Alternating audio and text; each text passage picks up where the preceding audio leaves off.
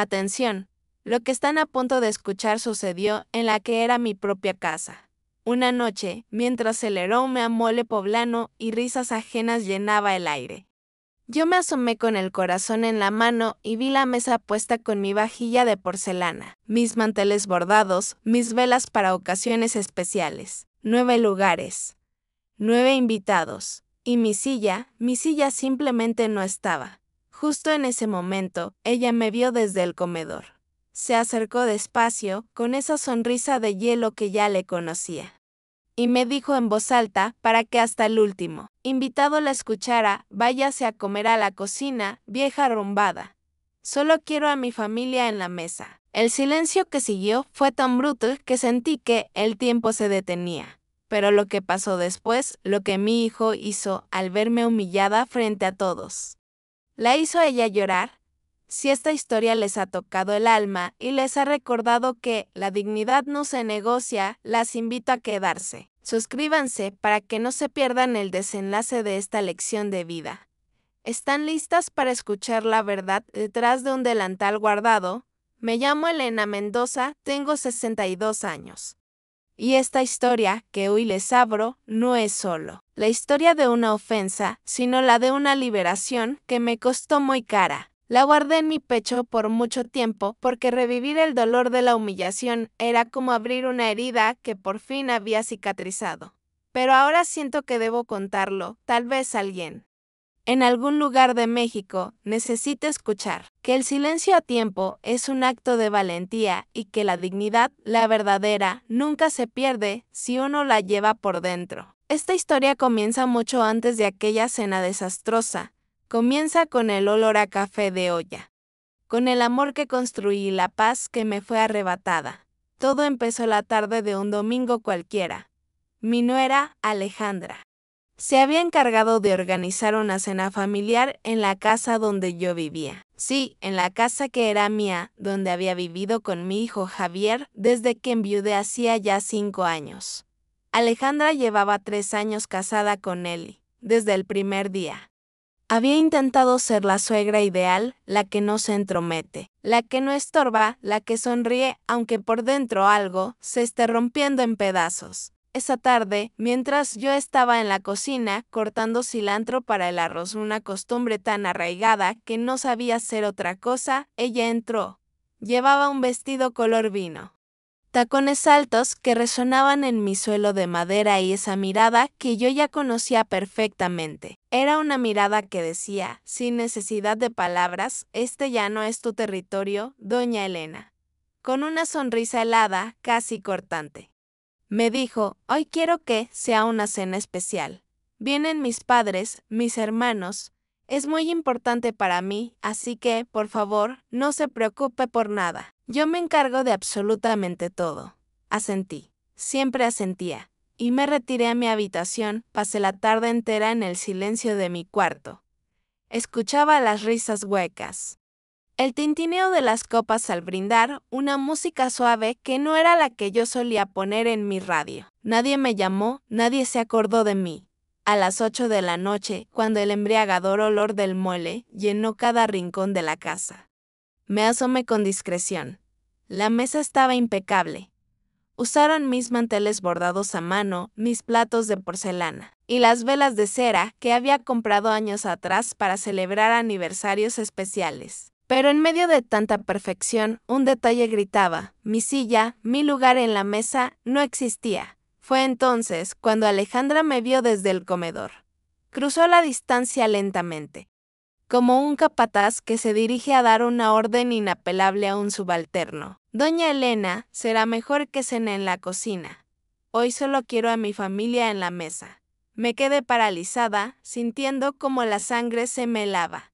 Y entonces lo dijo de nuevo, pero esta vez con la voz amplificada para que los invitados y toda la casa fueran testigos de mi humillación. Váyase a comer a la cocina, vieja desastrada. Solo quiero a mi familia en la mesa. El silencio que se instaló fue tan pesado que sentí el peso de cada mirada sobre mi delantal. Un delantal, un simple pedazo de tela bordada por mi madre hace 40 años. Que yo apreté con todas mis fuerzas.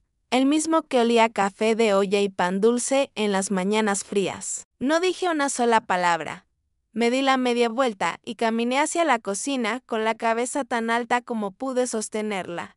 En ese instante, justo cuando la puerta del comedor se cerraba detrás de mí, escuché que la puerta principal se abría. Javier había llegado.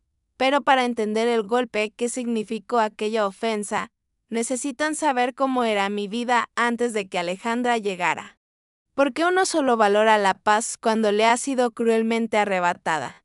Javier nació cuando yo tenía 25 años. Su padre, Fernando, era un hombre de pocas palabras, pero de manos que no conocían el cansancio.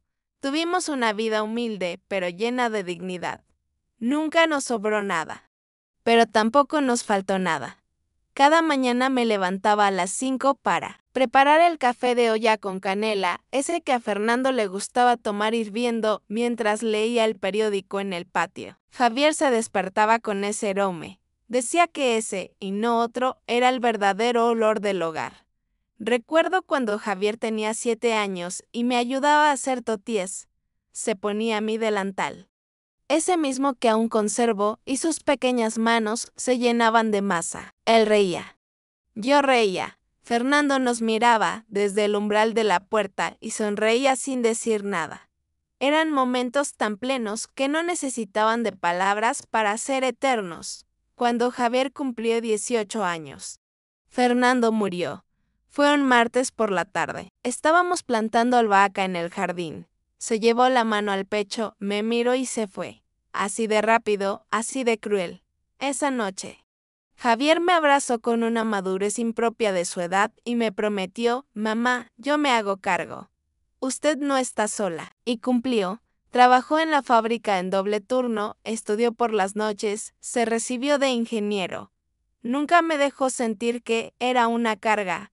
Los domingos volvíamos a desayunar juntos.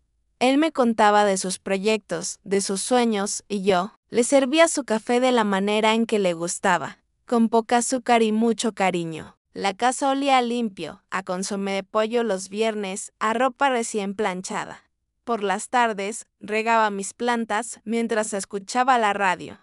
Mi vecina de toda la vida, doña Meche, venía a tomar té. Hablábamos de todo y de nada.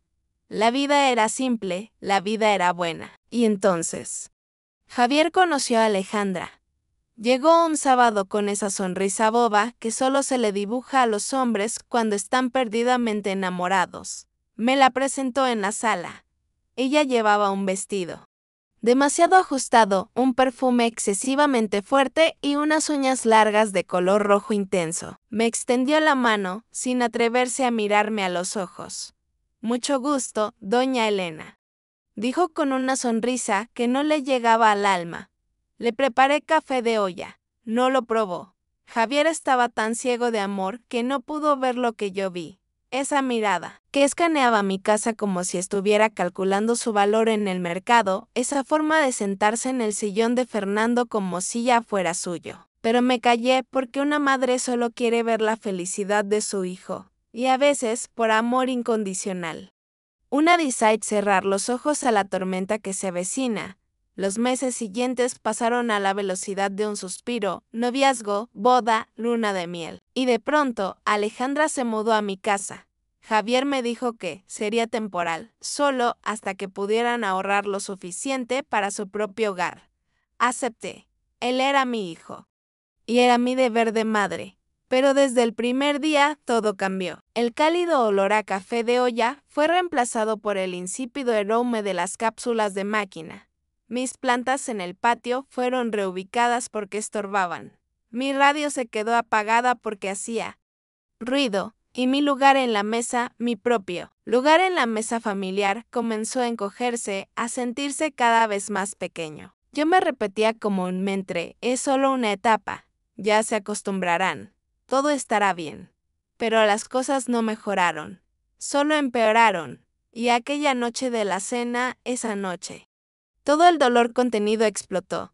Las grietas que amenazan con romper una casa no aparecen de la noche a la mañana. No, ellas crecen lentamente, como las raíces de un árbol que fracturan el concreto sin hacer el menor ruido. Al principio de la convivencia, se manifestaron en pequeñas cosas, tan sutiles que me hacían dudar. Me decía a mí misma, frente al espejo, estoy exagerando. Soy yo la que está siendo difícil y aferrada al pasado. Una mañana, bajé para preparar mi desayuno y encontré la cocina cerrada con llave. Alejandra salió de su cuarto vestida con una bata de seda y me soltó sin anestesia, doña Elena. Es que anoche lo dejó todo desordenado. Mejor yo me encargo de la cocina de ahora en adelante. Usted descanse. Yo, que había lavado, secado y guardado hasta el último cubierto, no dije nada. Javier ya se había ido al trabajo. Él. En esa época, salía cada vez más temprano y regresaba cada vez más tarde. Otro día, mi querida vecina, doña Meche, vino a visitarme. Tocó la puerta como siempre lo hacía los jueves. Yo estaba en mi cuarto y escuché perfectamente cuando Alejandra abrió. Doña Elena, no. Ella no puede recibirla. Está muy ocupada. Mejor venga otro día. Y cerró la puerta con un golpe seco. Doña Meche, que había sido mi pañuelo y mi compañía durante años, nunca más volvió a tocar a mi puerta. Mis plantas, las que yo había cuidado con el alma durante décadas, fueron arrojadas a la basura un sábado por la mañana. Alejandra argumentó que atraían mosquitos. Javier asintió sin siquiera mirarme a los ojos. Yo, en un acto de rebeldía silenciosa, rescaté una maceta con mis geranios rojos de entre la basura y la escondí en mi cuarto.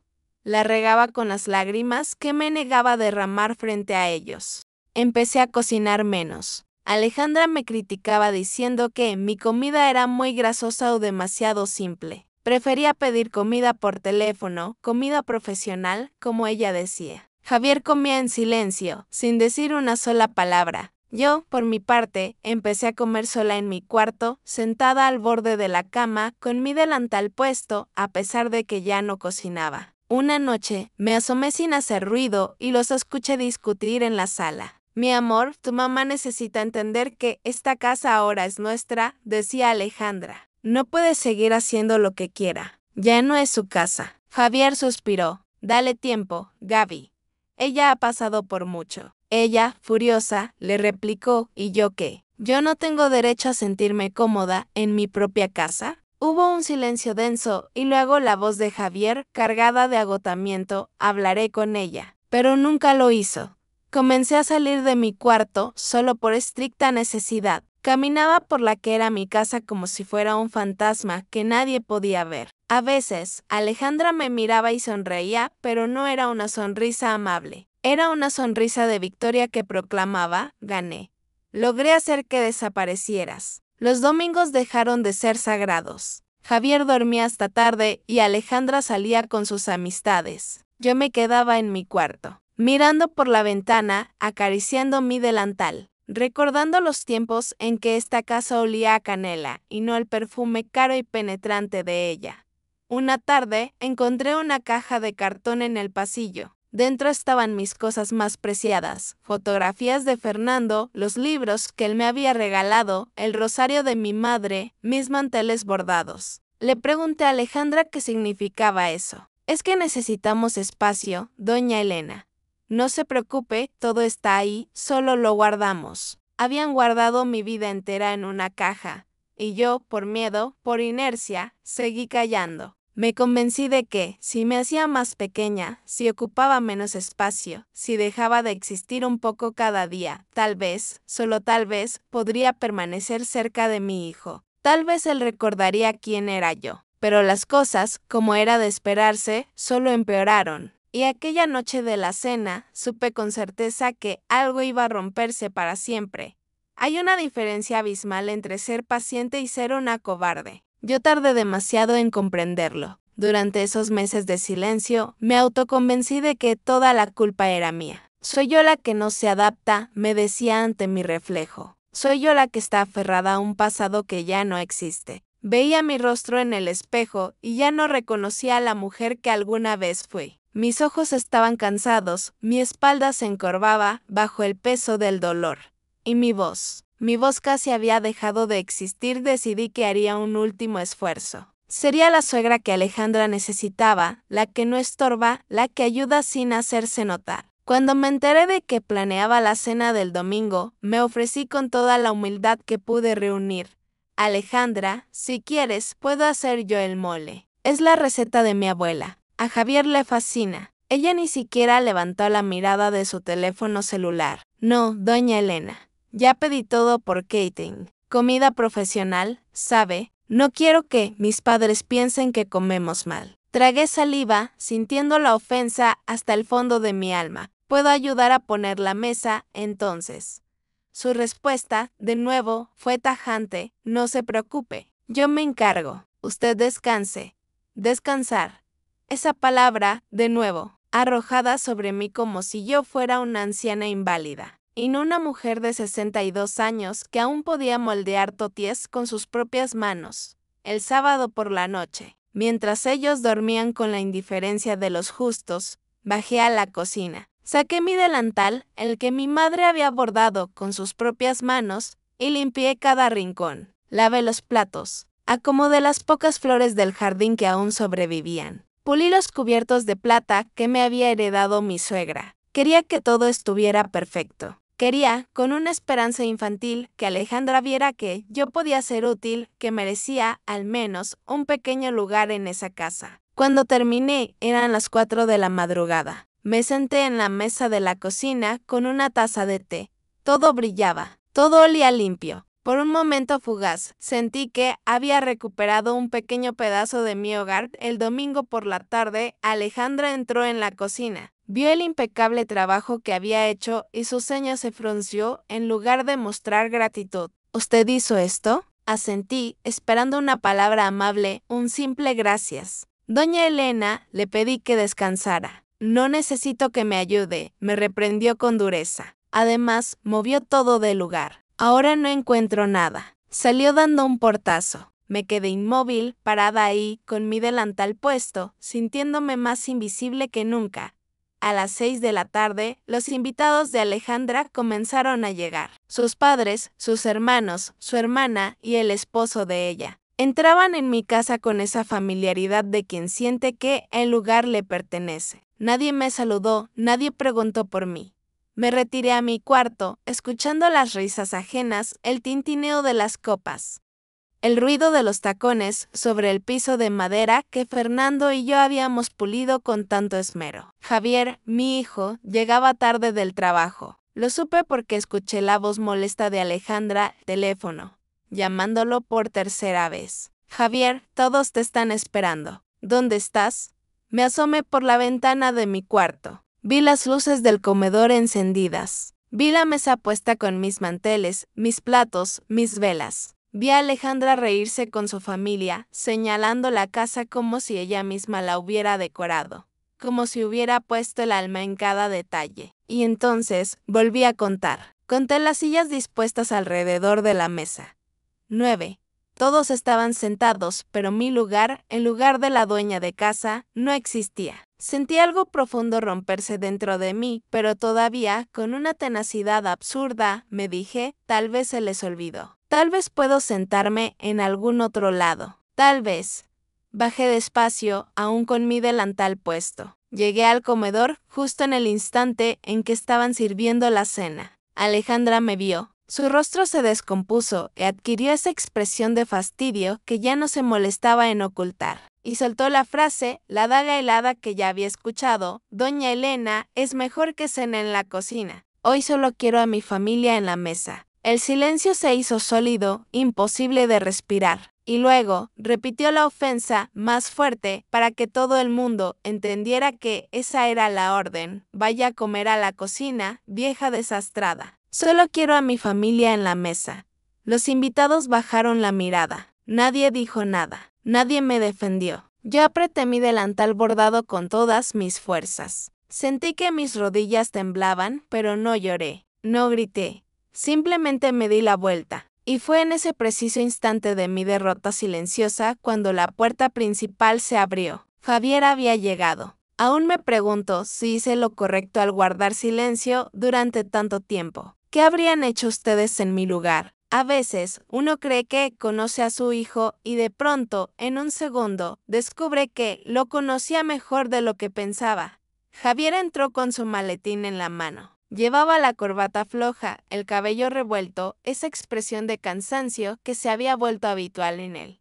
Pero cuando sus ojos recorrieron la escena, algo se encendió en su rostro. Me vio parada en el marco de la puerta del comedor, con mi delantal apretado entre las manos, la espalda recta, pero los ojos húmedos. Vio a Alejandra sentada en la cabecera, justo en el lugar donde solía sentarse Fernando, con esa sonrisa de satisfacción tensa en los labios. Vio a los invitados mirando incómodamente sus platos, y vio, sobre todo, mi silla que no estaba. Cerró la puerta despacio. Nadie se atrevía a hablar. Alejandra se levantó rápidamente, alisándose el vestido de forma nerviosa. Mi amor, por fin llegas. Ya estábamos a punto de cenar. Ven, siéntate. Te guardé tu lugar. Pero Javier no se movió. Sus ojos seguían fijos en mí.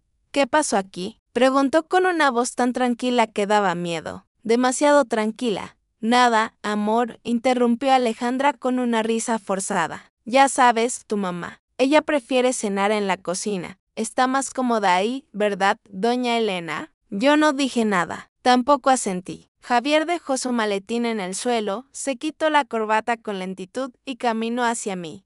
Mamá, ¿qué pasó? Su voz era suave, casi un susurro, pero había algo en sus ojos que yo no había visto en meses. Algo que me recordó al niño de 7 años que defendía a los más pequeños en la escuela. Algo que me recordó a su padre. Nada, mi hijo, no te preocupes. Yo ya comí. Mentí. Mamá, repitió Javier con firmeza. ¿Qué pasó?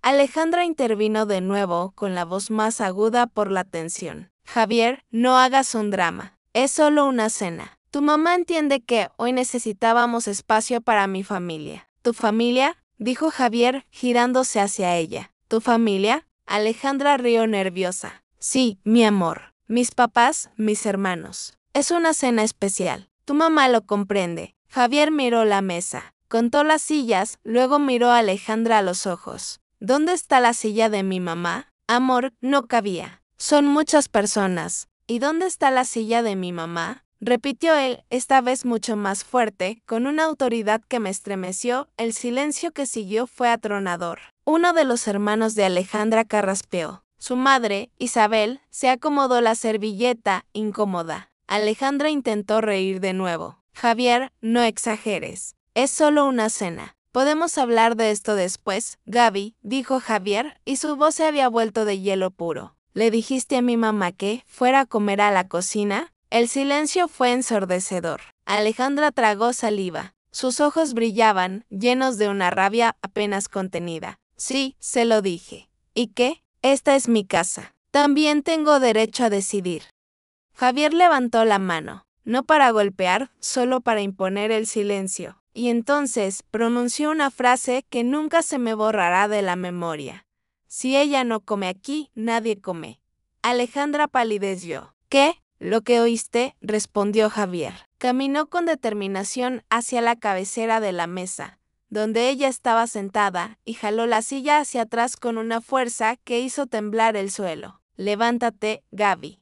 Estás exagerando. Levántate. Alejandra se puso de pie, temblando de rabia y de humillación. Sus padres miraban al suelo, sus hermanos no se atrevían a moverse. Javier tomó la silla y caminó con ella hasta donde yo estaba, parada en el umbral de la cocina. Colocó la silla firmemente frente a mí. Siéntese, mamá. Mi hijo, no es necesario, susurré, sintiendo mis mejillas arder. Siéntese, repitió con una autoridad inquebrantable. Me senté. Mis manos temblaban sobre mi delantal bordado, pero Javier no se detuvo ahí. Me llevó hasta la cabecera de la mesa. Me hizo sentar en el lugar de honor, el sitio que siempre fue mío cuando Fernando vivía. Y entonces hizo algo que me rompió el corazón y al mismo tiempo lo sanó por completo. Tomó un plato. Sirvió arroz, mole, tortillas usando sus propias manos como lo hacía cuando era niño y yo le enseñaba a servirse solo. Lo puso frente a mí. Coma, mamá. Esta es su casa. Esta siempre ha sido su casa. Las lágrimas que había contenido con tanta fuerza comenzaron a caer por mis mejillas. Pero esta vez no eran lágrimas de dolor, sino de un alivio y un amor profundo. Alejandra seguía de pie, inmóvil, con los puños apretados. Y por primera vez vi algo que nunca había imaginado. Sus ojos se llenaron de lágrimas, lágrimas de rabia, de humillación y de una frustración que no pude descifrar. Corrió hacia el cuarto, azotando la puerta con una violencia ensordecedora. Los invitados, por su parte, se levantaron con prisa, murmurando excusas torpes. Es tarde. Tenemos que irnos. Gracias por la cena. En menos de 5 minutos, todos se habían marchado. Javier se sentó a mi lado, tomó mi mano y susurró: «Perdóname, mamá. Debí haber abierto los ojos mucho antes». Yo no podía hablar, solo apreté su mano. Y ahí, en esa mesa, en esa casa que había sido testigo de tanto dolor y silencio, comimos juntos como antes, como siempre debió haber sido. Pero yo sabía que esto no era el final. Era solo el principio de la verdadera conversación. Esa noche, después de cenar, Javier lavó los platos. Intenté ayudarlo, pero me detuvo. «Mamá, usted descanse. Yo me encargo». Descansar. Pero esta vez, la palabra no sonó como una orden, sino como una caricia, una forma de afecto recuperado. Me senté en la sala, aún con mi delantal puesto, escuchando el correr del agua en la cocina. La casa estaba en silencio. Alejandra no había salido del cuarto. Yo sentía un alivio profundo. Mi hijo me había defendido, me había visto. Pero al mismo tiempo, sentía un miedo frío, el miedo a lo que vendría después, a la guerra que apenas comenzaba. Javier salió de la cocina, secándose las manos. Se sentó a mi lado. «Mamá, tengo que hablar con usted», asentí. Yo no me di cuenta de lo mal que la estaba pasando. No sé cómo fui tan ciego. Me confesó que Alejandra le decía que yo prefería estar sola, que ya no quería convivir tanto, que eran cosas de la edad.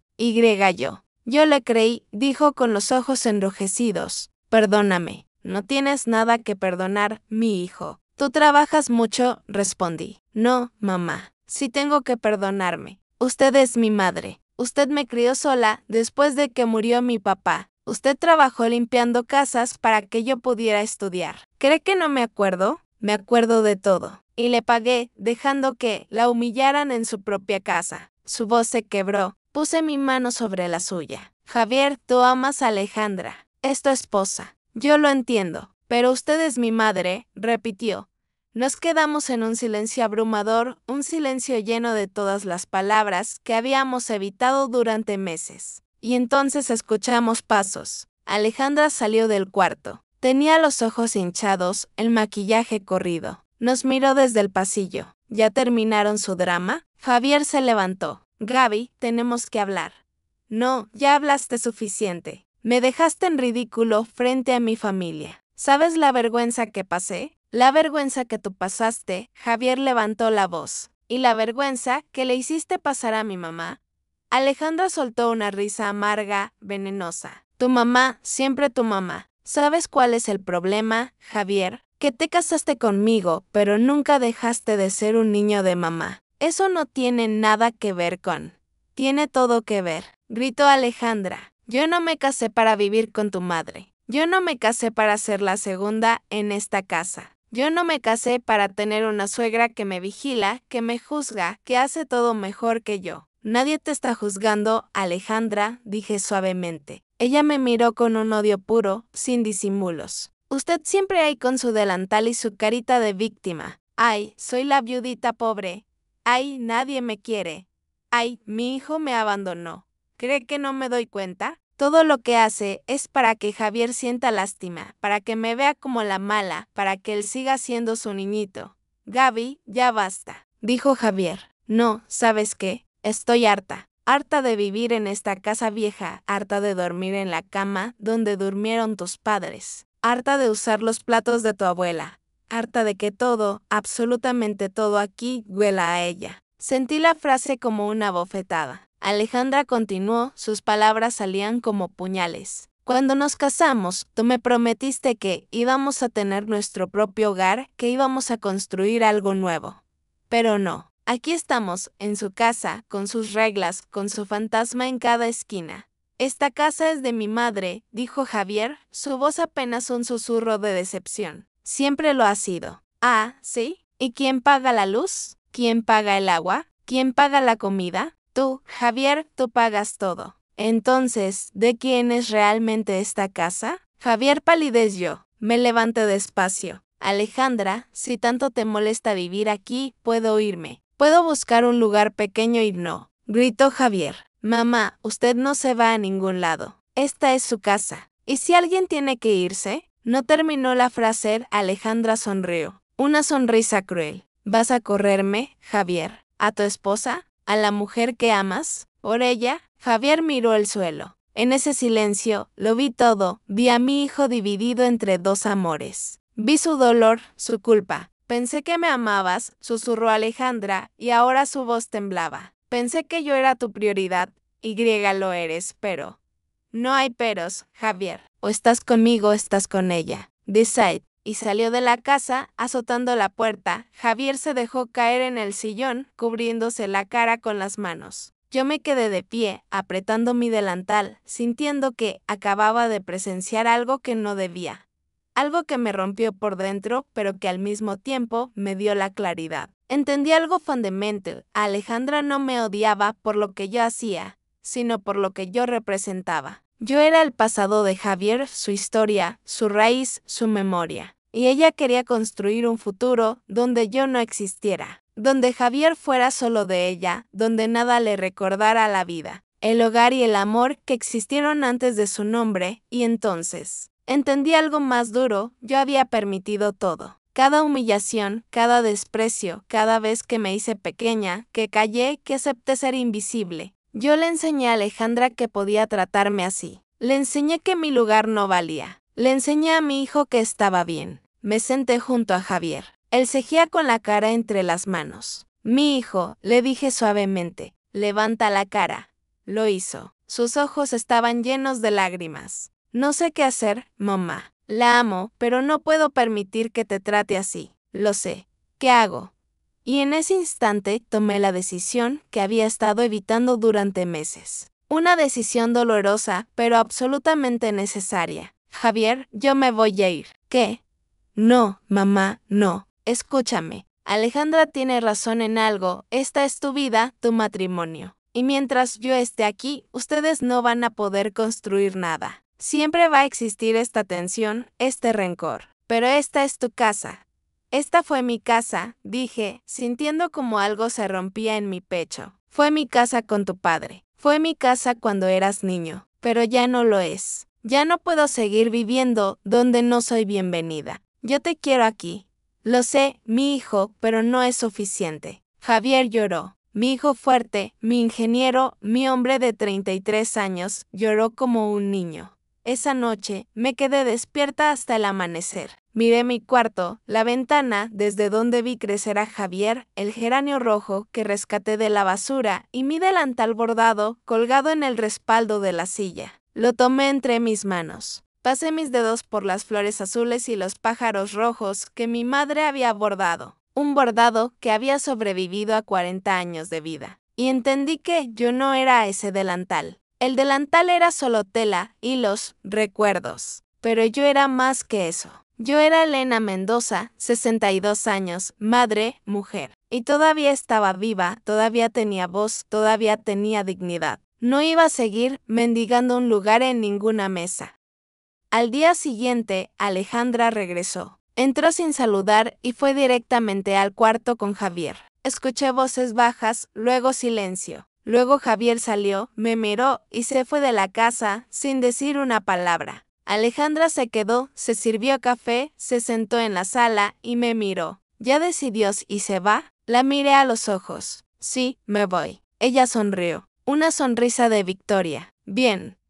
Es lo mejor para todos. Pero yo no bajé la mirada. En mi silencio había algo que ella no esperaba, paz. Yo no me iba derrotada. Me iba con la frente en alto. Me iba porque yo decidí, no porque ella me corriera. Elegí mi dignidad por encima de las migajas de cariño que me tiraban.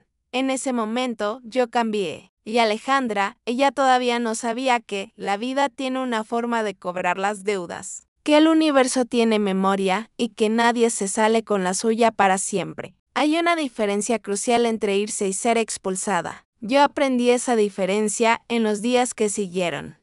La mañana después de mi decisión, me desperté temprano. La casa todavía dormía. Me puse mi delantal como lo había hecho durante 40 años y bajé a la cocina. Preparé café de olla. No porque alguien me lo pidiera, lo hice por mí. Ese olor a canela, ese vapor que llenaba la cocina, ese ritual era mío y nadie me lo podía arrebatar. Me senté en la mesa pequeña de la cocina, mi rincón de siempre, y tomé mi café despacio. Miraba por la ventana. El patio, que antes estuvo lleno de plantas, ahora era solo concreto y abandono. Pero aún así, algo verde se asomaba entre las grietas. Hierbabuena silvestre, sobreviviendo donde nadie la cuidaba. Como yo pensé.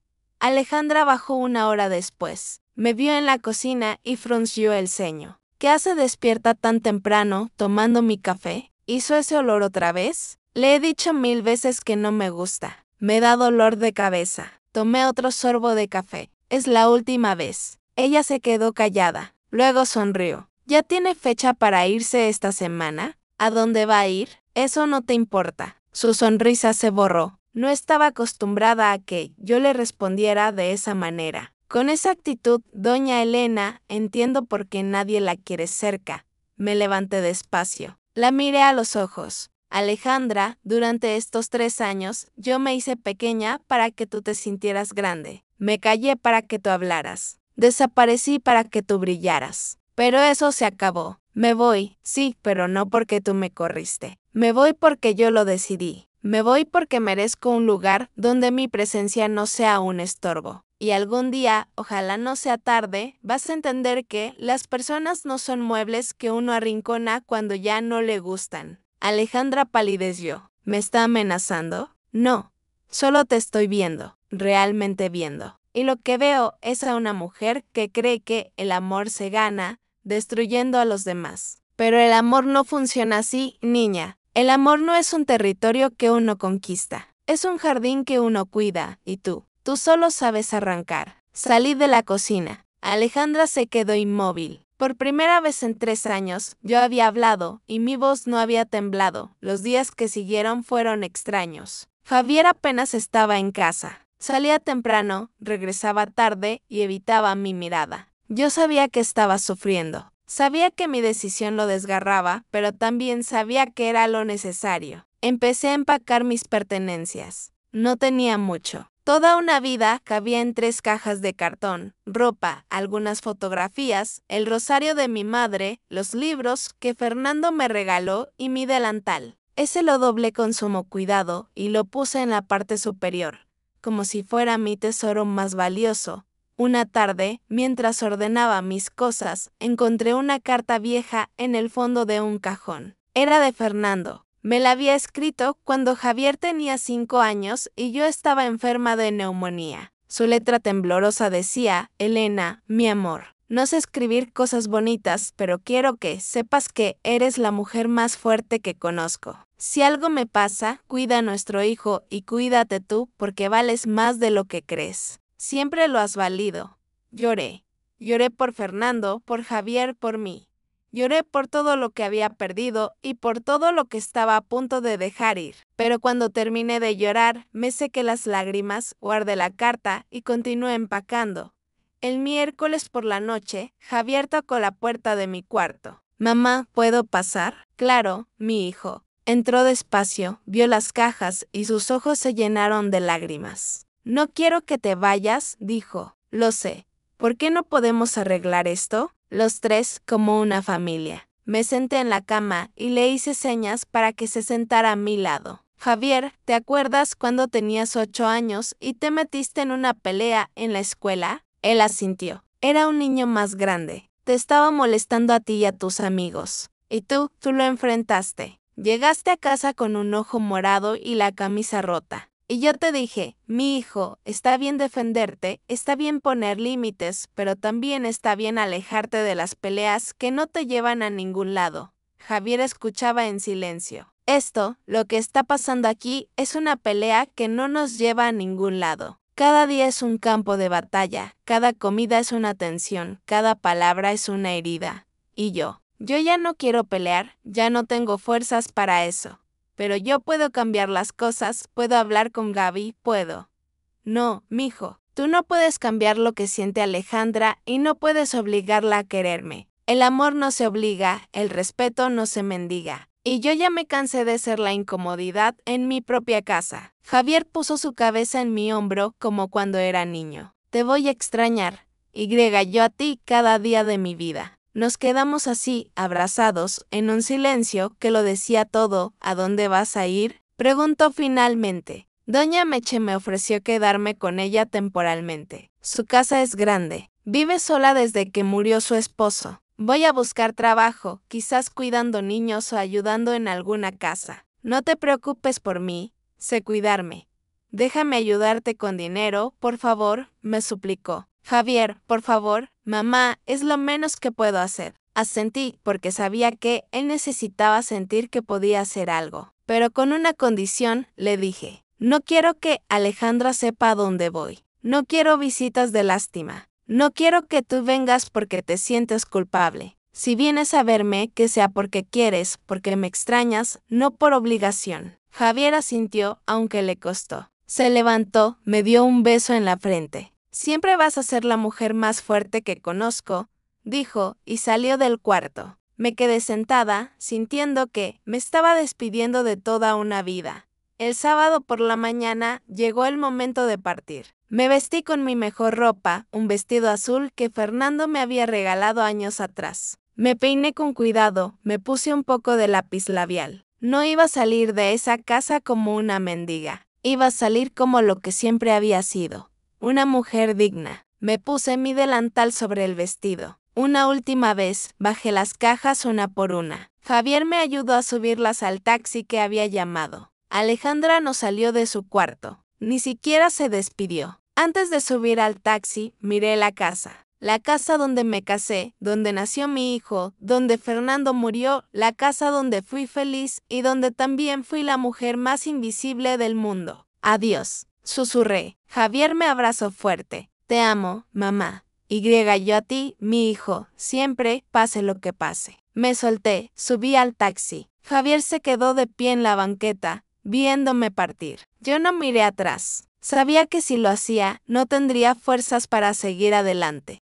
El taxi arrancó. Las calles pasaban frente a mis ojos como una película borrosa. La panadería, la iglesia, el parque. Mi vida entera estaba en esas calles y ahora las estaba dejando atrás. Llegamos a casa de Doña Meche. Ella me esperaba en la puerta. Cuando me vio, no dijo nada, solo me abrazó. Y en ese abrazo me permití llorar. Me permití ser débil. Ya estás en casa, Socorrito, me dijo al oído. Ya estás en casa. Los primeros días fueron los más difíciles. Me despertaba y no reconocía el techo. Extrañaba a Javier, extrañaba hasta el peso del silencio de mi antigua casa. Doña Meche fue un ángel. Una tarde me dijo, Socorrito, lo más difícil de perder algo no es perder el objeto, sino la versión de ti misma que existía en ese lugar. Y ahora toca reinventarse. Y eso duele. Tenía razón. Yo había perdido mi identidad. ¿Quién era yo sin ser la esposa de Fernando, la madre de Javier? Una noche saqué mi delantal. Lo miré por un largo tiempo y luego hice lo impensable. Lo doblé, lo guardé en el fondo de mi maleta y no lo volví a usar. Entendí que ese delantal representaba todo lo que fui, la que servía, la que se sacrificaba. Pero yo era más. Necesitaba descubrir quién era Elena sin ese delantal, Elena sin una cocina que cuidar. Conseguí trabajo con doña Patricia. Cocinaba, limpiaba, cuidaba a 2 niños, Luis y Ana. Una tarde, Luis, de 6 años, me preguntó, «Señora Elena, ¿usted sabe hacer atole?». Le enseñé. Y ahí, con ese niño, que no era mi nieto, sentí que estaba sanando. Me di cuenta de que mi valor no estaba en ser la madre de Javier o en ser aceptada por Alejandra. Mi valor estaba en lo que yo podía dar. Mi paciencia, mi sabiduría, mi capacidad de amar, incluso después de ser herida. Había perdido mi casa, pero había ganado algo más valioso, mi dignidad, mi voz. Pasaron casi 3 años. Javier se divorció. Me dijo que Alejandra le había dicho, debía haberme casado con alguien de dinero, no contigo. Perdí mi tiempo. Y él le respondió, tú destruiste nuestro matrimonio el día que le gritaste a mi madre que fuera a comer a la cocina. Hoy, estoy sentada en mi pequeño departamento. Es modesto, pero es mío. Mi pequeño negocio de comida, llamado Delantal Guardado, me da dignidad. Javier y yo nos vemos cada semana. Él está sanando, sonriendo de nuevo. Me dijo, mamá, sobrevivir es quedarse vivo. Tú hiciste más que eso. Tú te reinventaste. Si sientes que eres invisible en tu propia casa, si alguien te hace sentir que estorbas, escúchame bien. Tú vales, no por lo que sacrificas, sino por quién eres. Si te han quitado tu voz, tienes 2 opciones, quedarte y desaparecer o irte con miedo, pero con tu dignidad intacta. Yo me fui, y fue lo más difícil, pero lo más valiente. La vida no se trata de tener la casa más grande. Se trata de tener paz, y la paz no se encuentra afuera, se encuentra adentro. El universo siempre cobra sus deudas. La justicia es silenciosa, paciente, inevitable. Yo no necesité vengarme. Solo necesité irme, sanar y vivir bien. Y eso, mi querido público, fue la mejor justicia. Mi delantal sigue guardado. Es el símbolo de que ya no necesito servir para ser amada. Representa a la mujer que se levantó. A veces, para encontrarte, primero tienes que perderte. Y yo me perdí, pero me encontré y ahora soy más yo que nunca. Que Dios te bendiga y hasta la próxima.